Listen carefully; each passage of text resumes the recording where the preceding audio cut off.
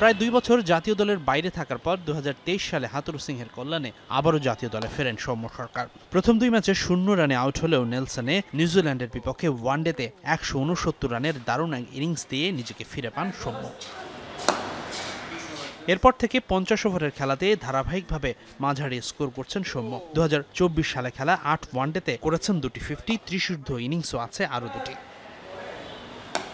টি-20তেও দেখিয়েছেন ধারাবাহিকতা।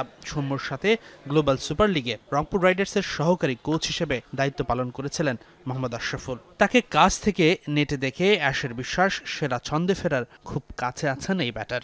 একটা প্রপার মাল্টি স্কিল একটা প্লেয়ার আমি মনে করি, এবং এই মুহূর্তে সে ভালো ফর্মেও আছেন। আপনি যদি দেখেন যে ফার্স্ট ক্লাস ক্রিকেটও লাস্ট 3-4 বছর ধরে সে ভালো করছেন।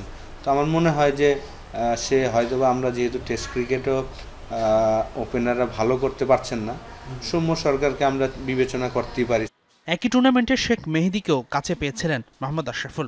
গেল কয়েক বছরে টি-20তে বাংলাদেশের 1 নম্বরের স্পিনার মেহেদী। উইন্ডিজের বিপক্ষে প্রথম টি-20তে 4 উইকেট নিয়েছিলেন জয়ের অন্যতম নায়ক। তবে মেহেদী তার ব্যাটিং প্রতিভার বিকাশ ঘটাতে পারেননি জাতীয় দলে। নেটে দারুণ করা মেহেদীকে ম্যাচেও নির্ভর হয়ে খেলার পরামর্শ দিলেন অ্যাশ। বলিংটা যেহেতু ভালো করছে, তাকে কিন্তু সে চমৎকার একজন ফিল্ডারও। তো তার ব্যাটিংটাও লাস্ট ম্যাচে সে 24 বলে 26 করেছেন। কিন্তু এই জায়গা থেকে যদি আরেকটু হাই স্ট্রাইক রেটে খেলতে পারেন, নেটে যখন ব্যাটিং করেন খুব চমৎকার ব্যাটিং করেন, এবং নেট এবং ম্যাচে সেম গেম প্ল্যানটা যদি রাখতে পারে তাহলে সে সাকসেসফুল হবে। এদিকে খুব বাজে সময় পার করছেন লিটন কুমার দাস। আউট হচ্ছেন সহজ বলে দৃষ্টিকটুভাবে।